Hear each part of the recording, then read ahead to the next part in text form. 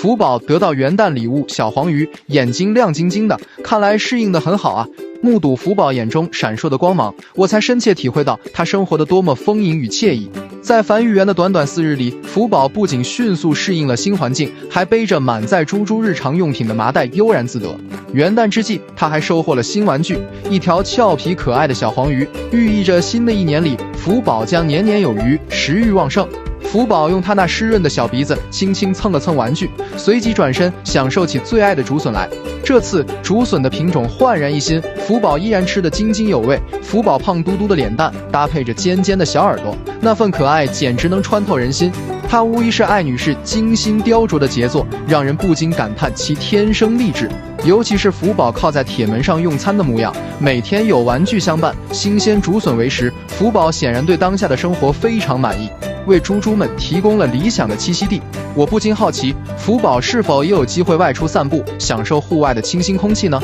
距离他初次发抖已过去1个多月，不仅有个活泼可爱的福宝，